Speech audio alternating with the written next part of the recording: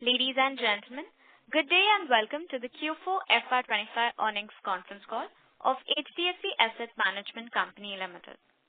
As a reminder, all participants' lines will be in listen-only mode, and there will be an opportunity for you to ask questions after the presentation concludes. Should you need assistance during the conference call, please signal an operator by pressing star then 0 on your touchtone phone. Please note that this conference is being recorded.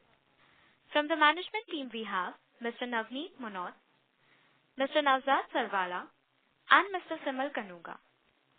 I now hand this call over to Simal Kanuga, who will give us a brief, following which we will proceed with the Q&A session.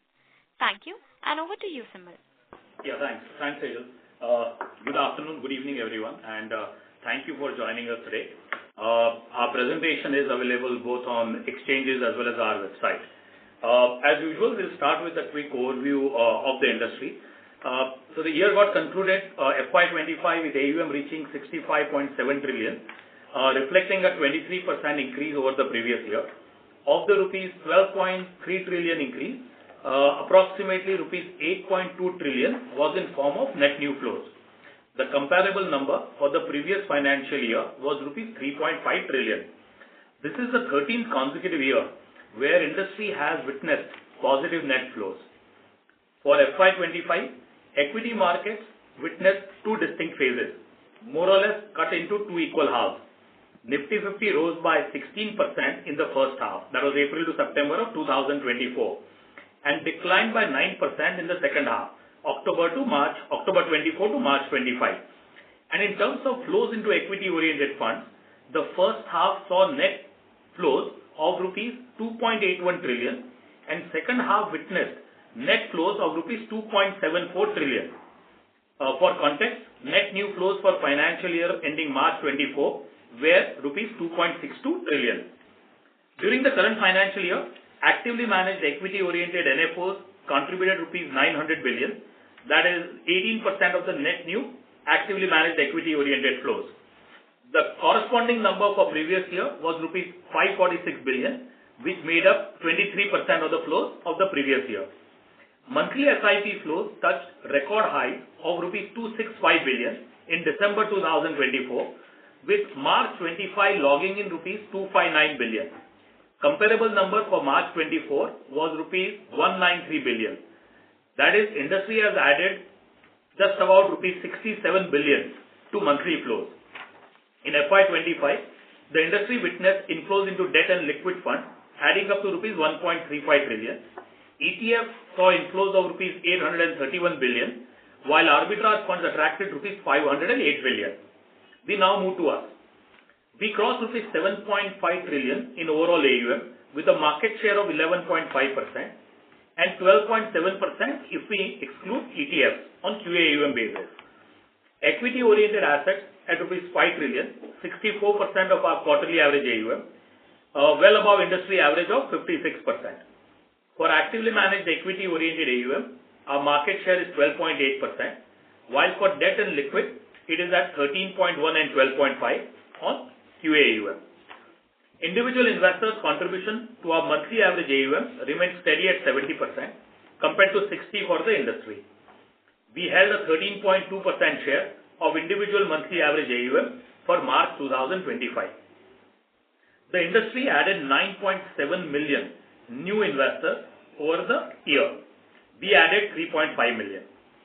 Flows through systematic transactions for March 2025 were rupees 36.5 billion, up 24% as compared to March of 24.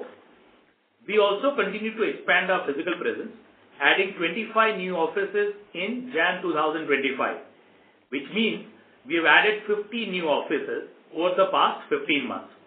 That takes our network to 280 offices, with 196 offices in beyond the top 30 cities. We continue to constantly enhance and better digital experience for our customers, and now 94% of our transactions are processed digitally. Quick update on financials. Our revenue from operations for FY25 came in at rupees 34,980 million, growth of 35% YOY. Operating profit for the year added up to rupees 27,261 million, growth of 43% YOY, with an operating profit margin of 36 basis points of AUM. PAT for the year was rupees 24,609 million, growth of 26% YOY. Board earlier today has recommended a dividend of rupees 90 per share as against rupees 70 per share last year, translating into a dividend payout ratio of 78%. This, of course, is subject to shareholders' approval. We can now open the call for questions. Navneet and Navzad both are very much in the same room. So, Sejal, we can start queuing up questions, please. Thank you. Thank you very much. We will now begin the question and answer session. Anyone who wishes to ask a question may press star and 1 on their touchtone telephone. If you wish to remove yourself from the question queue, you may press star and 2. Participants are requested to use handsets while asking a question. Ladies and gentlemen, we will wait for a moment while the question queue assembles.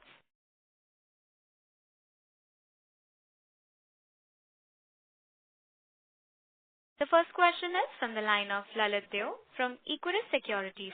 Please go ahead. Yeah, hi. Good evening, sir, and congrats on the set of numbers. So just have two questions. Firstly, on the revenue yield side, so in this particular quarter, we saw that it has declined by about 1 basis point. So just wanted to understand whether it is a function of mix change or is there anything else to read into it. Further, like if we look at our direct TR disclosures, there we were seeing that in some of the equity schemes, it has increased materially. So wouldn't that would have helped in some of your in inching up the revenue yields? The management fees is same in direct as well as the regular fees, so that wouldn't really impact. Have broadly been in line with the last quarter. I think we have been saying in the last quarter also that equity is around 58 basis point, debt is 28 basis point, and liquid is 12 basis point.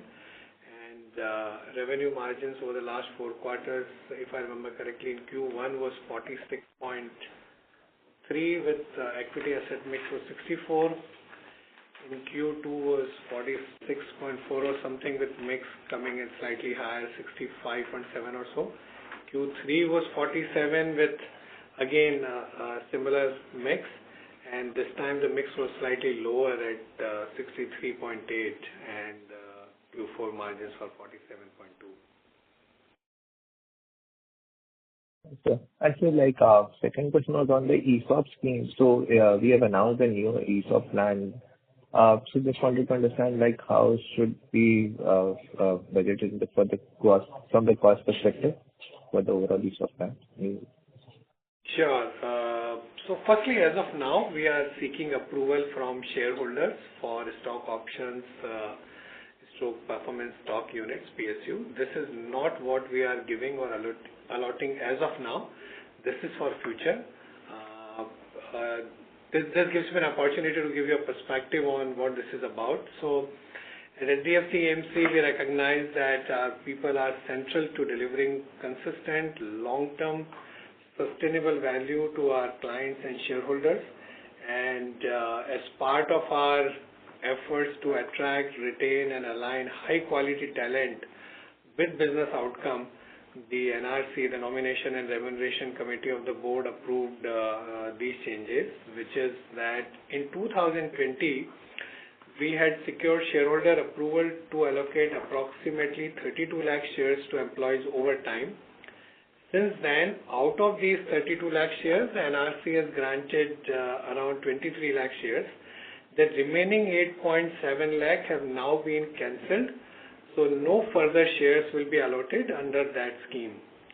The NRC has approved a new scheme, that is ESOP and PSU scheme 2025. This will now go for shareholder approval. So we are seeking approval for 25 lakh shares, including performance stock units, PSUs. It will be NRC's prerogative to allocate these shares over a period of time. Last time we took approval in 2020 for 32 lakh shares, as I mentioned, and of that we are cancelling 8.7 lakhs. The balance 23 lakh shares were allocated over the last 5 years, including 10.5 lakh shares to over 600 of our people in 2023. So the previous scheme had vesting spread equally over 3 years. New scheme will have deferred vesting, that is 10% in first year, 20% in second, 30% in third, and 40% in fourth. So 10, 20, 30, 40 over a 4-year period. And we are of the opinion that this is better aligned with interest of our shareholders and reinforces long-term performance. The NRC has also approved the issuance of PSUs within this overall limit of 25 lakh shares. So 25 lakh includes both the ESOPs as well as the PSUs, which will be granted at face value and will vest 30% in third year and 70% in fourth year, contingent upon meeting clearly defined performance parameters, primarily based on revenue, profitability, etc. Importantly, and I must say this, PSUs will not be granted to me or my direct reports who are classified as head of department. The HDFC Group, I've always said, has consistently championed employee ownership across its companies, and this new framework reinforces that ethos while responding to the evolving expectations of talent and demand of our industry. So let me reiterate that there is no intention of allotting entire 25 lakh shares at this instance. It will be spread over time, similar to our old scheme, and we'll come back to you after the shareholder approval and the discussion with the NRC on allocation, etc. Sure, sir. Yes, thank you, sir. Thank you. The next question is from the line of Shreya Shivani from CLSA India Private Limited. Please go ahead. Yeah, hi. Thank you for the opportunity and congratulations on a good set of numbers. My question broadly was around the equity segment and the trend in the retail and HNI, within that retail and HNI as the breakup we get from AMC. So what I noticed was on quarter-on-quarter basis, both the segments have contracted similarly in between December to March. So if you can help us understand how has the behavior of customers in these two segments been? Have there been any differences or any qualitative comments you can make about these two categories? Because one would think that during volatile markets, the HNI exits much more and much faster, etc. So any comments over here would be useful. So, and as you mentioned in the opening remarks, that if you look at last year and you split into the two phases, and then someone can say that a year of two halves, Nifty was up 16% or so in the first half, and the market was down, I think 9-10% or so in the second half. But if you look at the flows into equity-oriented funds, the first half saw net flows of 2.81 trillion, and second half was 2.74 trillion. And if you compare with the last year had net flows of 2.62 trillion in the entire year. Also, if you look at the SIP flows in last 4 or 5 months, I think it's almost flat, around 26,000 crores or so. So I think we are seeing greater resilience among investors. I think it's a collective effort of the industry, collective efforts of all the of the industry association, collective efforts by all the industry players, our distributors, advisors, and everyone to give the message to the investors that they need to invest with a long-term orientation. And clearly, I think that seemed to be bearing fruit, and then we are seeing people continuing with their investments. In fact, if I draw your attention to gross flows and redemption numbers, which will give you some more insight into the investor behavior.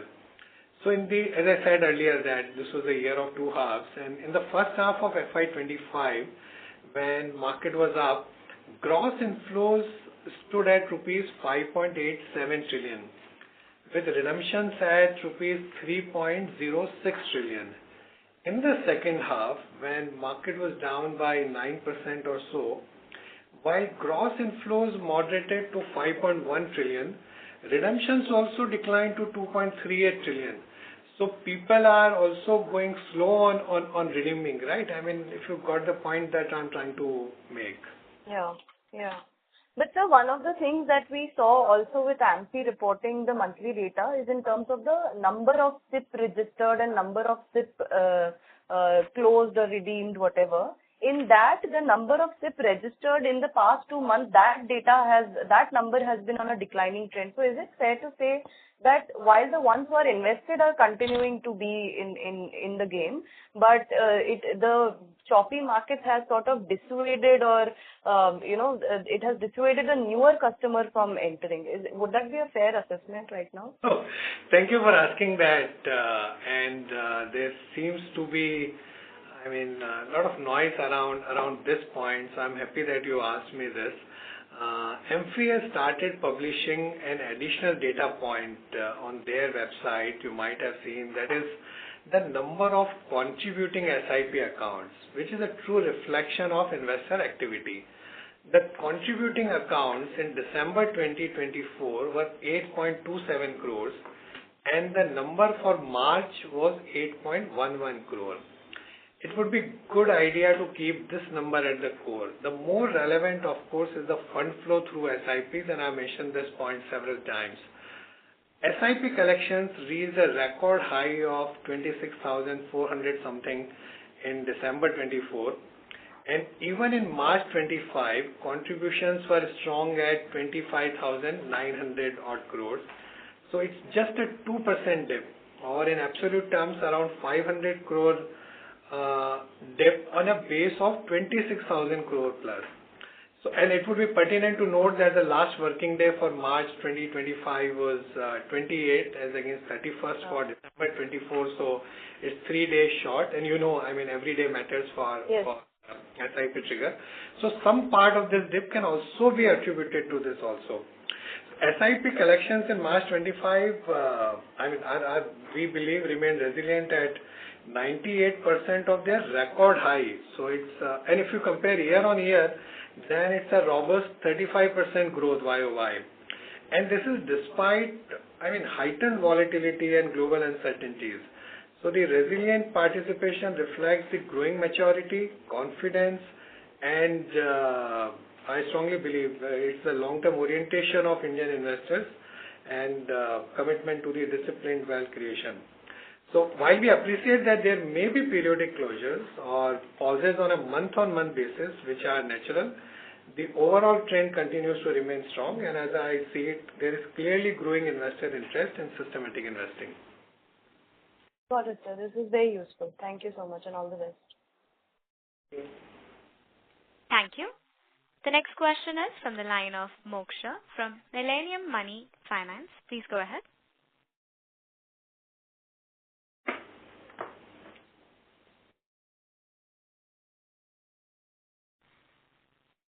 Moksha, I would request you to please unmute your line and speak. Due to no response from the current participant, we will move on to the next participant. The next question is from the line of Ronak Cheda from Everca Capital. Please go ahead. Hello. Am I audible?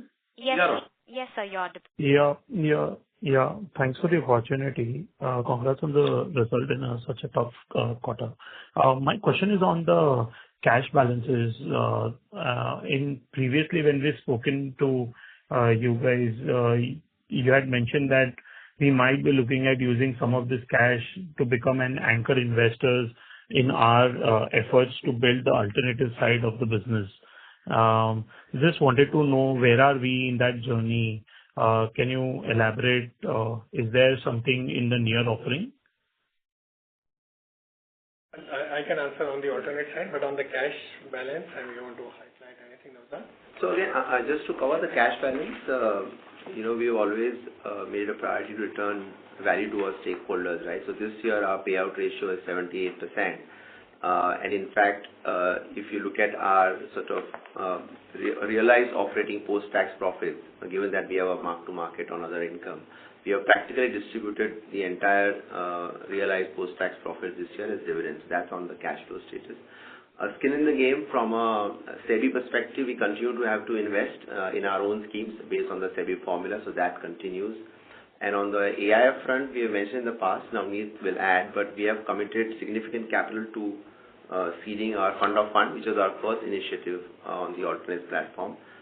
We are going to soon launch the credit fund, and where again the balance sheet of the AMC will be a significant investor.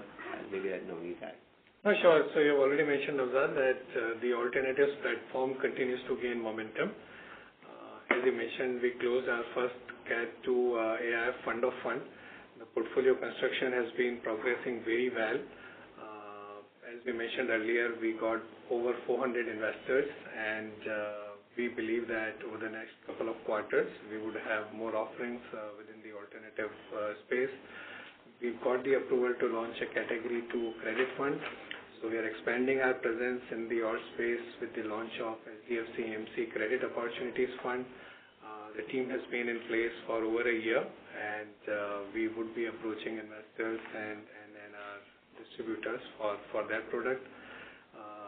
On the wholly owned subsidiary side, HDFC AMC International IFSC Limited, we went live with 3 funds in the third quarter of FY25 and has since witnessed good response. It is positioned to enable international investors to tap into India's growth story, and we are also gearing up to empower Indian investors to explore global opportunities as we build out these capabilities. So we remain committed to seizing any emerging opportunities to drive growth and strengthen our competitive edge. And as you asked that, over a period of time, this will be a good deployment of our capital. Sir, would it be possible for you to quantify the amount of money we are planning to use from our own balance sheet for the next near-term funds which we are going to launch? So in the fund, last time in the fund of fund, whatever we got, we put 10% from our balance sheet as a skin in the game. In our credit opportunities fund, we will do the same. And over a period of time, as we come with more offerings, we would have an opportunity to deploy capital there. Okay. Thank you so much. Just to make one more point on that, while you mentioned about the capital going into alternate or the GIFT City opportunity, but I mentioned it earlier also that with a healthy cash position, we are well placed to take advantage of strategic opportunities. We also remain proactive in evaluating any M&A opportunity that can accelerate growth or strengthen our presence in the relevant segment. So it gives us a lot of strategic advantage. Thank you. Ladies and gentlemen, you may press star and 1 to ask a question. The next question is from the line of Dipanjan Ghosh from Citigroup. Please go ahead. Hey, sir. Good evening. Just few questions from my side. First, over the last, let's say, 15 days from the end of the quarter, we have seen sad revival in markets or bounce back, whatever we want to call that. So in terms of incremental flows, are we seeing any sort of revival? Still early days, but if you can give some color on that. The second question is, if I look at your ticket size of SIPs, it seems on a March exit basis, it's down around 12%. All right. So is he available back online, or should we move to the next question? I think fine. Disconnected. About the trend in last few days. But he might have logged out. And I think he was also asking about SIP average something. So that is maybe because of the STP. He might have just divided the systematic number for us. Okay. So maybe we can just wait for Dipanjan to come back again. Sure. Taylor, take the next question. Sure, sir. The next question is from the line of Bhavin Pandey from Athena Investments. Please go ahead. Hi. Good evening, everybody. Thanks for the opportunity. First question, on the distribution side, we can see that on the equity AUM distribution mix, direct specifically has seen an uptick. So in your opinion, how do we look at it from a long-term horizon? Your question is the direct channel as percentage of total AUM is increasing, right? Yes, sir. One that because of the lower TER, automatically you would assume that direct as a percentage would keep increasing because, you have a lower TER, as simple as that. But overall, the distribution pie data provided should not be viewed as a direct representation of market share within a specific channel. In the last 1 year or so, or maybe a little lower that, the direct channel has seen a notable increase. It's grown from 25 to 27.8%. This is driven by fintech platforms, plus RIAs, and of course large family offices and high net worth individuals who invest with AMCs directly. And additionally, we have to keep in mind that with everything else being same, the share of direct plan will keep on increasing by default that I mentioned earlier due to differential TER between the direct and regular plan. Okay. And on the market share side, does our flow market share continue to be higher than the stock market share, both in lump sum as well as SIP? Yes. For fund performance, how do we look at it? No, I think it's been very encouraging, and I think we have navigated the market cycle very well. We have seen significant volatility over the last couple of months, and I think portfolios were positioned rightly. Some of the funds which went quite cautious, I can take the names of, let's say, our mid-cap fund or a small-cap fund where we clearly noticed froth in pockets of market. I think the fund managers took the right call, and in last couple of months we have seen significant uptick in our performance in those funds. And across the board, I think we feel very proud of the performance that our investment team has delivered. Okay. And indicatively, so far, the SIP trends continue to be at par with what we saw over the last 3 or 4 months, or they are a tad higher given the recovery in markets? You are saying the overall SIP? No, you're talking about April. I think we would want to pass that. As of now, we don't want to comment on any data to do with April. Okay. That helps. Thanks a lot and good luck to you. Thank you. Thank you. Thank you. The next follow-up question is from the line of Dipanjan Ghosh from Citigroup. Please go ahead. Hi, hope I'm audible now, and apologies for the confusion earlier. Go ahead. Yeah. So, first question, on the SIP number, and if I see your SIP ticket size on a March exit basis, it seems that it has gone down by around 10-12% on a YY basis. While I understand that the industry numbers have also kind of been a little soft on the SIP ticket size, but it seems that for you, the decline has been a little bit more, and also your SIP market share also the last 2 quarters has been a little soft. So just want to get some idea of, why is this differential in ticket size trajectory between you and the industry? That would be my first question.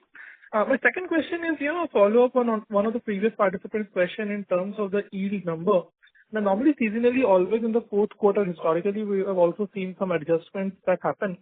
So first is, has there been any adjustment in this quarter, or the entire 0.9 bps of decline can be entirely attributed to the mix change out there?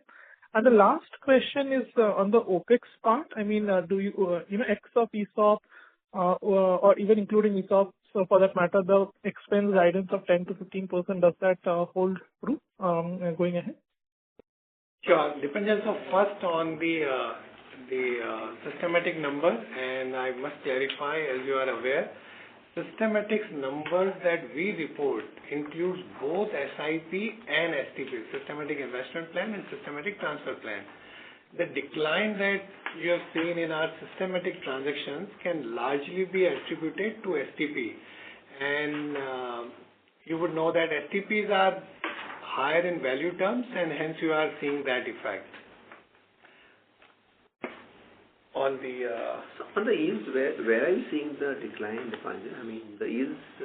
I'm just taking your operational revenue, which is like, let's say, 9 billion almost for the quarter. You're talking only revenue. Operating revenue. Operating revenue. Yeah, that's Only operating revenue, only the operational yield, not the operating margins. Dipanjan, it was 47.1 to 47.2 basis. Revenue. No basis points. So basically, if you look at yield, it was 47.1 in the last quarter, 47.2 in this quarter. It's a 3 day. It's also a number of days issue, na Dipanjan. Q3 had 92 days.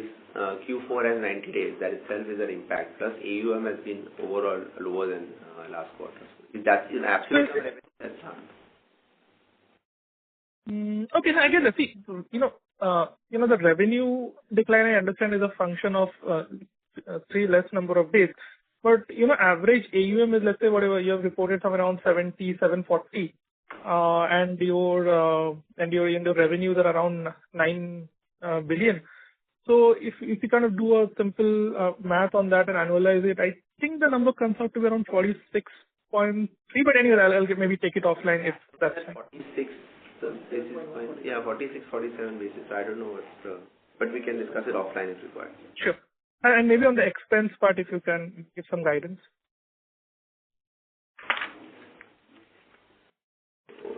You are saying of... operating expense, as an overall expenses, the guidance of 10 to 15%, does that still hold with the new ESOP plans being rolled out? Or kind of going for shareholder approval? So, part of the ESOP bit currently it's too premature to comment on the cost aspect because the specific quantum of allocations of ESOP, PSUs, timing of issuance will all be driven by NRC in due course. First thing is that we'd like to highlight that this will be a one-time non-cash cost, right? The way it works in accounting is based on the Black-Scholes valuation, you amortize that cost over the vesting period. And it does not impact the company's cash flows. That's on the ESOP. Got it. But X of ESOPs, how should one think of the growth in expense if let's say the next year continues to be a little bit soft on incremental volumes? So we don't give specific forward-looking guidance, but you've known us to be always prudent when it comes to spending, right? And it's in the way we think about costs. Having said that, we are very keen and want to capitalize on all opportunities that strengthen our position, right, and broaden our capabilities. So our focus will remain on building a leading future-ready asset management company. And in that regard, if we have to continue to invest for the future, we will. The past trend of growth in expenses of employee costs as well as other expenses is well available with you. The CAGR over 3 years, 5 years, you have the numbers. They are very much in control. Our total expense as a basis point of AUM is about 10 basis points for FY25. This is aided by obviously the rapid rise in AUM, and despite increasing number of people and 50 branches open in the last 15 months and investments in technology, etc., we have managed to keep the cost at 10 basis points. I would just like to add a note of caution here that 10 basis point is not what one would like to build future estimates on, because if and when during a period when if AUM growth moderates, this number might look different. Got it. Thank you, sir, and all the best. Dipanjan, just one thing, Dipanjan, the ESOP that you are referring to, as of now, it is just taking an approval, right? It is after this NRC will decide, then allocations will happen, and after that will come. So, of course, at that point in time, we'll give all the details. Thank you. The next question is from the line of Melvin Mehta from Sterling Investments. Please go ahead. Thank you very much. Am I clear? Yes, sir. Thank you very much. Quick question on this kind of having the asset management company having investment in the funds. Just to clarify, is it only at the start of that fund formation, or is that continuing as the fund grows larger and bigger? No, it is. So actually in our funds, it is regulatory. So basically there is a skin in the game circular whereby depending on the risk of the particular asset class, there is a certain basis points of AUM that we need to keep investing. So more capital that kind of we are able to raise, our investment in that fund keeps going up. And can that be kind of shared with an external agency, or it's absolutely necessary for us to fund that? No, in sense, it is skin in the game, so we have to put in our own money. It is our own balance sheet capital. It has to be from the balance sheet. It is SEBI's regulation, yes. Yes. And is it 10% for all funds? Is it 5%? I'm sorry, I'm a bit ignorant here. 10% was for alternative investment fund that we launched and the private credit fund that we are about to launch. This is a different thing. This is in our mutual fund business where there is a SEBI circular on skin in the game. Depending on the profile of an asset class, there is a certain basis point of AUM that we have to invest from the AMC's balance sheet. Got you. And is this a recent announcement? The SEBI skin in the game has been around for almost some time back, 2 years. Okay. To clarify, the investments in the AIF are voluntary from our balance sheet. There is a minimum criteria SEBI prescribes, but we are, of course, investing way above that criteria. Sure. Thank you very much. And given the kind of strong HDFC brand, which needs no introduction, at least in the Indian context, is raising more foreign money to invest in India a priority, or clearly the management is focusing on the domestic market? You are asking investing globally by domestic investors. No, it says global money. Well, that was my second question, connected question. So I'm asking two questions here. One is HDFC's brand basically given the domestic market, but also raising money from abroad to invest in the domestic market. And part B was obviously given the HDFC's brand in the domestic market to basically launch global funds, which will be obviously where the investors will be the domestic Indian investors.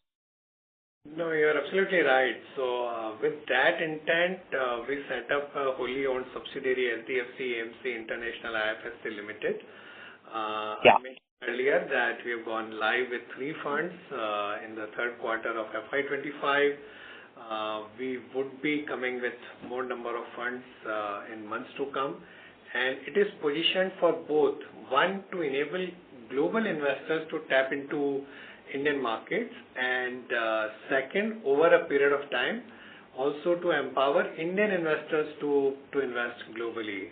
And then we are building out capabilities to enable both. Okay, thank you. Thank you for that. Thank you. Thank you. The next question is from the line of Prayesh Jain from Motilal Oswal Financial Services Limited. Please go ahead. Yeah. Hi, good evening, everyone. Firstly, on the SIP closures, while you alluded to the fact that it's not a alarming sign yet, but any behavioral difference between online platforms and the advised or the mutual fund distributor route? What we are hearing is the closures are more on the direct side rather than the advised side. Could you give some color there as to what's the trend there? See, the YOY, if you look at, there has been a significant increase in the monthly SIP from around 1,000 crores to 26,000 crores. And in terms of accounts, I gave you the number earlier.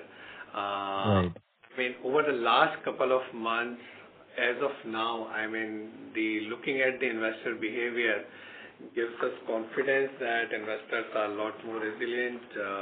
They are showing more maturity, more confidence in the long-term potential of markets, and industry continues to put huge efforts to ensure that investors invest in a disciplined manner.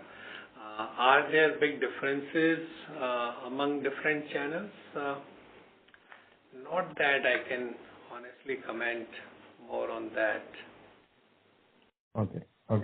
And any investors have come in last couple of years, and this is like a good test, the volatility of last few months, and we are encouraged to see the response of the way investors have behaved in last few months.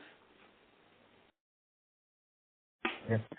Any trends that you can see on the debt side where with the interest rate cuts the duration, the longer duration or pick up in any of that category? So, I mean, this is the first year where we have seen positive flows both in debt fund as well as liquid fund, net flows trending positive. Debt mutual funds in general haven't, despite that, I would say that debt mutual funds haven't quite caught on with retail investors. The industry is still working very hard to change that. In MFI, we started a campaign, Debt Fund Sahi Hai, around a year back or so. That was a good step, aiming to raise more awareness, especially around how debt products can support long-term goals like retirement planning. We believe that serves as a strategic tool in managing market volatility, helps investors optimize for stability and overall returns while balancing risk. We have seen encouraging trend. Those who have invested over the long term have benefited, and corporates continue to use the short-term debt products for liquidity management, and we have seen flows in this year.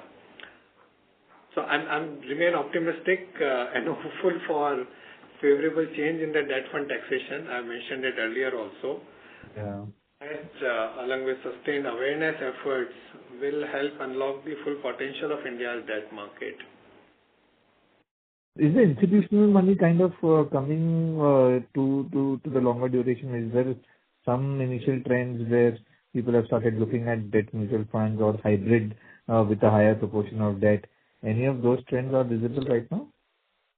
So in India, when we say institutions, that's largely corporate treasuries. I think their investments would more be at the shorter end of the curve. Individual investors have shown interest in long-term bond product, like our long-term bond fund has seen healthy flows in last year or two. We have seen that trend from individual investors, but otherwise corporate treasuries are largely at the short end. Okay. Last question on other income. We've seen a sequential improvement there. Ideally the markets were flattish, equity markets were flattish on a Nifty basis, and small cap, mid cap were down. What kind of explains this increase in other income sequentially? So it is a function of our balance sheet. A lot of the investments are also in debt mutual funds of our own, right? And there were a couple of rate cuts, so we had some benefit of that on the duration of the mutual funds. Got that. Thank you. Thank you. The next question is from the line of Krishna Manotra from NJ India Investments. Please go ahead. Congratulations on the set of numbers. Most of my questions. Sorry to interrupt, sir. I would request you to please use your handset. Am I audible? Yes. Yes, sir. I would request you to please be a little loud. Okay. So I just had one question. There is currently buzz going around in the market regarding thematic and sectoral fund space. So like most of them have not performed in the past 6 months and so. And as per the data I have, we have a higher yields in the thematic and sectoral funds compared to the mid cap and small cap funds. So going forward, if we consider that lower inflows into thematic and sectoral funds, so can we consider the equity yields going down further? No, overall that's still a very small part of our overall product portfolio. But to open our product portfolio and also in line with the views of our investment team and the product team, we have launched a couple of products in last few years. But that's still a not meaningful part of our overall equity portfolio. Thank you. Thank you. A reminder to all the participants that you may press star and 1 to ask a question. The next question is from the line of Madhukar Ladha from Nuvama Wealth. Please go ahead. Good evening. Thank you for taking my question. Just, coming back on the SIP discontinuances, I know that the overall flow number has been very resilient, and it seems to suggest obviously something is structurally changed or at least looks like. But there is a little bit of worry in the sense that we continue to see higher SIP stoppages versus the new creation. And if this sustains, then should we be actually worried that at some point of time this will flow through in the SIP flow number? Is that the correct way to think about it, or are we missing anything over here? Because also, secondly, I think there was also this narrative around AMC cleaning up this number because some of the direct platforms or online platforms continue to show SIPs which were not getting triggered or which were not getting paid also in that number. So has that played out? Some sense on these two things would be helpful. Thanks. So, Madhukar, the SIP cease counts have grown over the earlier baseline in the 4-month period from December 24 to March 25. But I mentioned earlier, the one number that everybody should track is that the peak over the peak collections in December, gross SIP collections are down just about 2% from December 24. And December 24 was the peak, and it's down 2% in March 25. A large number of these seized SIP or the SIP closed are part of a superset which had missed more than 3 installments. Now, the real paying SIPs, that number, that column that has got added, and I think you are referring to that number on the AMC website, the real paying SIPs have not suffered too much because of any negative investor sentiment. And again, I would repeat that despite the sharp fall in the market, monthly SIP collections holding to within 98% of the peak number is a strong testimony to the investor sentiment and collective effort that the industry has made. And honestly, 2 years back, had you asked me to project the SIP number, nobody would have projected the number where we are today. And a year back, when we were at 19,000, few people would have projected that we would be at 26,000 given what has happened in the market in last 6 months. So we feel very encouraged. Yeah, that is bang on, sir. That is completely true, and I agree with you completely over here. So just one follow up. So is this cleanup sort of done? You said more than 3 months if people have not paid. That number has actually they've removed that, it seems. So are we largely done with that, or this can have maybe a couple of more months of it?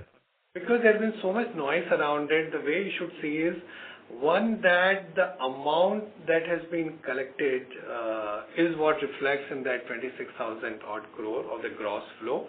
That's an important number. And the second important number is the people who have credited that amount in the month.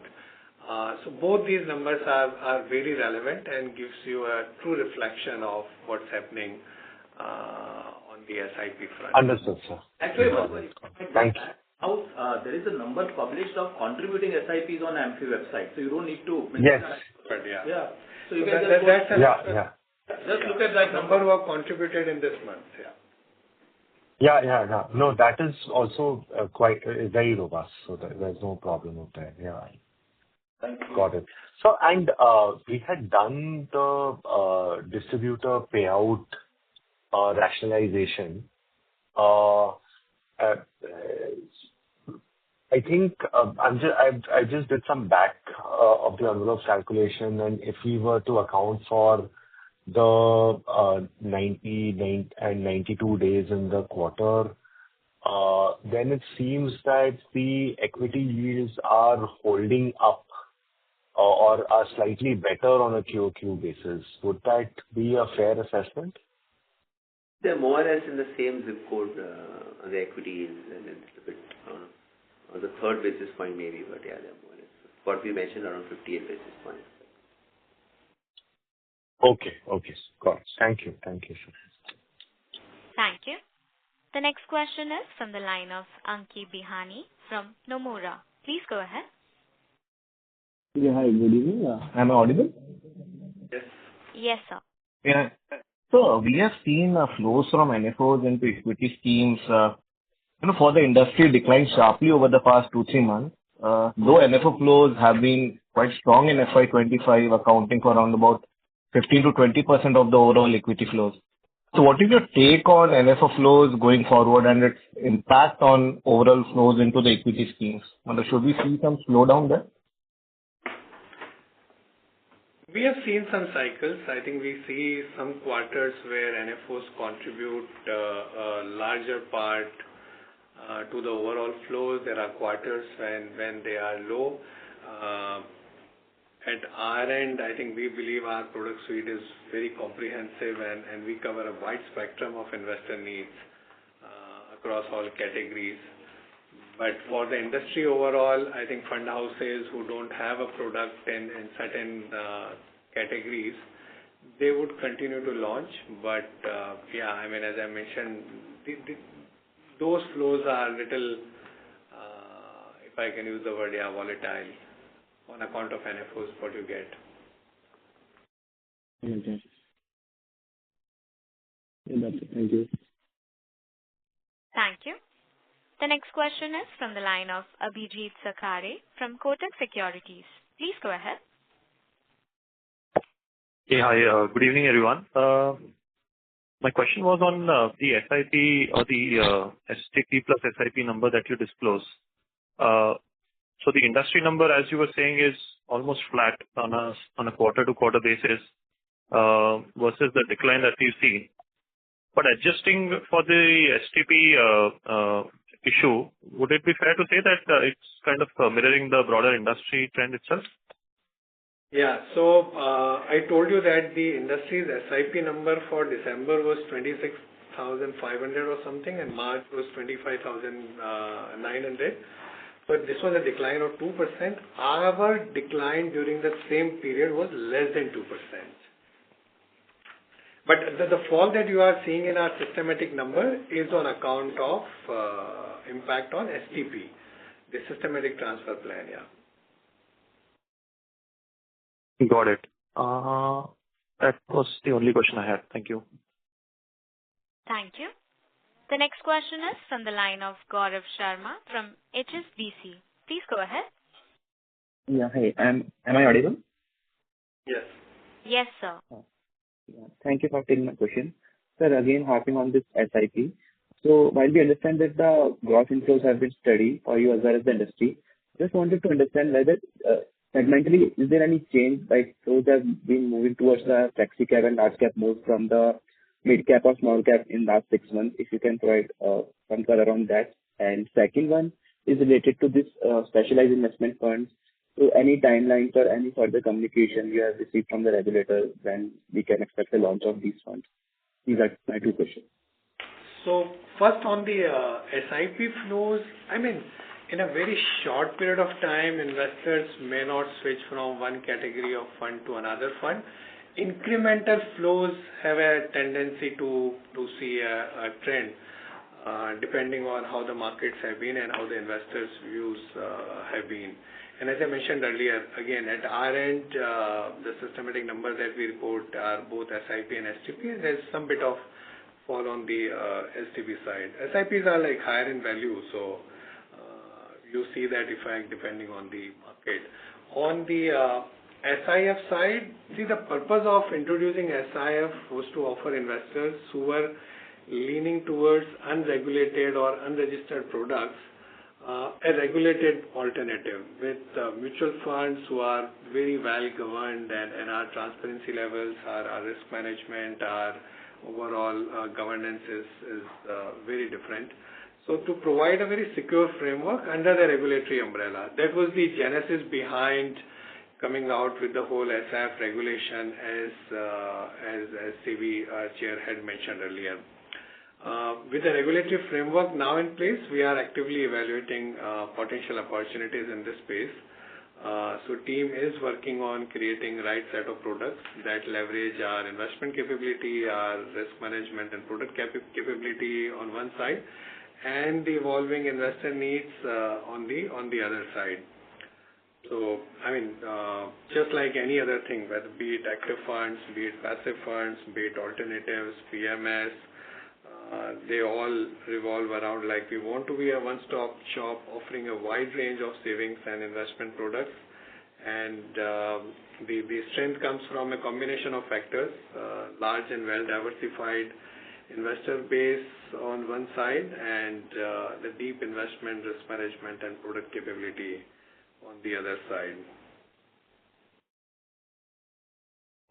Understood, sir. Those are my only questions. Thank you so much. Thank you. Thank you.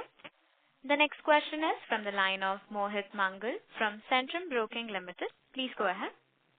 Yeah, thanks for the opportunity and congratulations on a good set of numbers. My first question is on the tax rate. So I think this quarter we had around 23.5%. I mean, if I look at the full year, it's good 25%. And for the entire, so maybe 2-3 years, should we assume the tax rate to be 25%? And the reason why I'm asking is that because in financial year 24, we just had around 21.5% tax rate. So how should we do that, see that going forward? So this year the tax rate is higher than last year simply because the capital gains tax rate was increased in the budget. So we obviously create deferred tax liabilities on our mark-to-market gains. That's the reason for the tax rate. So now our tax rate is very close to corporate tax rate, effective tax rate. And right. So going forward also, I think we should assume that this would be kind of maintained. We typically don't give guidance going forward. But if there's tax laws, then obviously tax rate will change. Understood. Next is in terms of the number of branches. I think we opened around 26 branches this year. So going forward, do you think, you'll increase number of branches or you'll keep it constant? Any kind of color on that? On the branch expansion side, you rightly noticed, we have opened around 50 odd branches in last 15 months or so. We keep evaluating our physical presence across the country. We also keep investing in our digital capability and keep taking a view. This is also driven by looking at the different geographical spread where our presence is and where the potential for the business is. But I must add, might have mentioned earlier in earlier calls that we approach branch openings very thoughtfully. So when focusing on the building business in a city or town through branches in neighboring areas, and a decision to open a new branch is made only after achieving a desired AUM, and they generally break even in a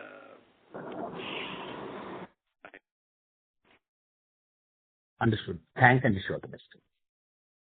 Thank you. The next follow-up question is from the line of Melvin Mehta from Sterling Investments. Please go ahead.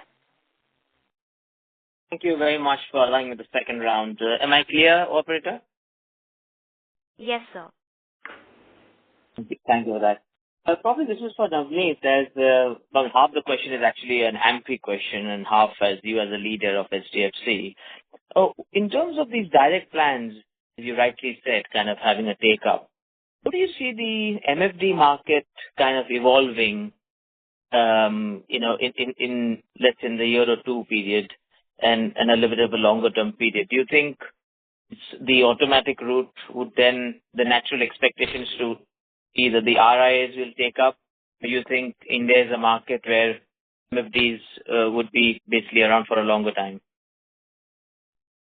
No, India is a market where I think all of these channels will flourish, and I think whether it's MFDs who have worked very hard over the last several decades, industry used to be substantially smaller than the size we are seeing now, and I think we are to all of those hundreds of thousands of distributors who worked very hard in bringing the industry to where it is currently across the length and breadth of the country.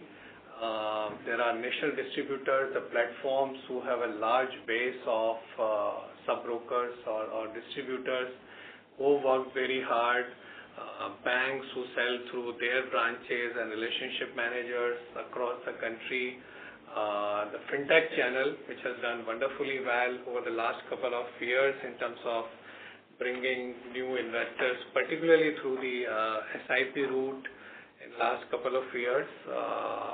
And then, of course, the registered investment advisors, while their numbers haven't grown, but as an industry, they also continue to work with the regulator and all of us to have increase in their reach over a period of time. And there is room for all of them to grow.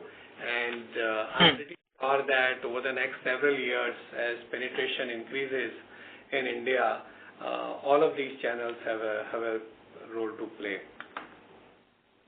Thank you, Navneet. And are you expecting the RIs, which are more regulated at the moment, and MFDs, which are very, very light regulated, are you expecting the MFDs to be regulated slightly more than where they are currently, and RIs to slightly be reduced in terms of their compliance requirements? That's not the right way to put it. I think MFDs are also, I would say, well regulated in terms of like adhering to the code of conduct and all the other business practices which are guided by AMC. And of course, asset managers who deal with the mutual fund distributors, all of us are deeply focused that we have right set of practices in the industry. And RIAs, as I mentioned earlier, that are smaller in number currently, but given the needs of investors over a period of time, and with some of the recent changes in the regulation, I see tremendous hope for them to grow as well. Yes, because only recently in my India trip, I got a call from two insurance agents. I just feel that the insurance agents are very, very lightly regulated compared to our industry. I mean, it won't be fair on my part to comment on some other industry. Yeah. No, but in terms of, given that, most people in this world are not kind of natural investors, and there is an element of sales required, which I think the insurance industry does very well, and dare I say, even sell strong ULIP products. Whereas our industry seems to be regulated in very harsh terms. No, I mean, we have always mentioned as an industry that greater level of transparency, better disclosures, better management, better customer centricity is always good. Ultimately, we are managing somebody else's money, and trust is central to everything that we do, and that applies to the entire ecosystem, whether it's asset managers or our distributors or our advisors or everybody else in the ecosystem. For us, I mean, trust is central to the way we see growing this industry. Thank you very much. Thank you. Thank you. That was the last question. I would now like to hand this call over to Mr. Navneet Munot for closing comments. Oh, thank you so much.